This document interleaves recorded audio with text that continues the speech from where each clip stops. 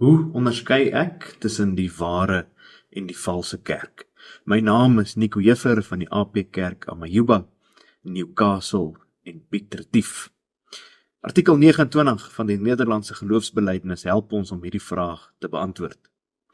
Die derde merkteken van die ware kerk volgens artikel 29 van die NGB is die handhawing van die kerklike tug.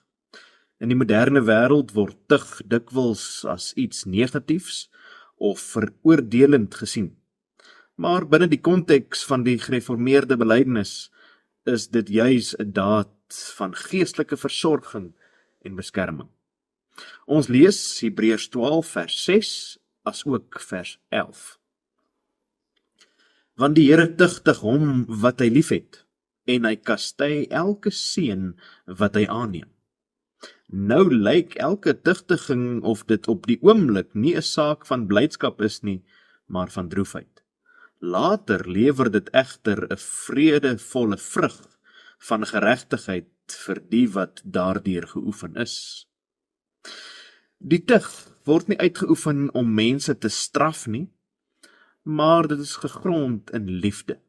Hier is die 3 doelwitte van die kerklike tug. Punt nommer 1, die eer van God. Die heel belangrikste rede vir tug is om die eer van God te beskerm. As die kerk sonde openlik toelaat sonder om in te gryp, reflekteer dit sleg op die heilige God wat die kerk dien. Die kerk is die liggaam van Christus. As die liggaam onheilig lewe, word Christus se eer aangetas.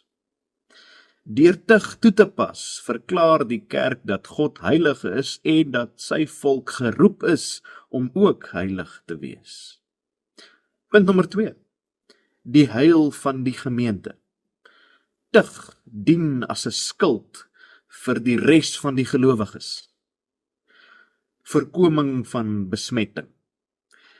Net soos 'n vrot appel in 'n mandjie al die ander appels kan aansteek en ook vrot maak, kan onberouvolle sonde in 'n gemeente versprei of as aanvaarbaar beskou word as daar nie teen opgetree word nie.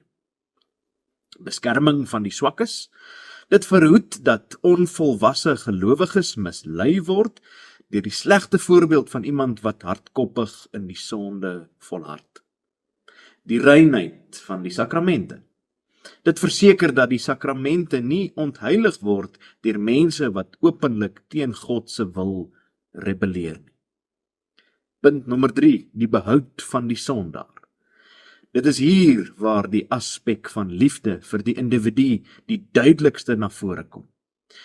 Die tug is nooit bedoel om iemand weg te jaag nie, maar om hulle terug te jaag na God toe. Soms is 'n sondaar so verblind deur sy eie sonde, dat hy nie besef dat hy op 'n pad is van selfvernietiging nie.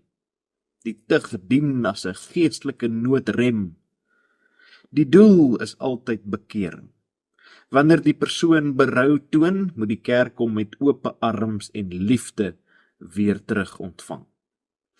Dit is 'n poging om te verhoed dat die persoon se siel verlore gaan.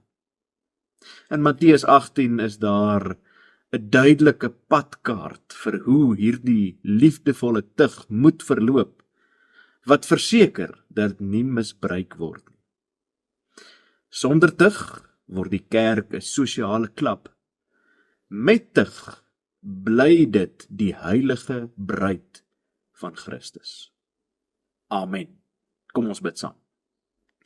Hemelse Vader, skenk aan u kerk die gees van wysheid en ontferming, om die tug so getrou te handhaaf, dat u naam geëer word.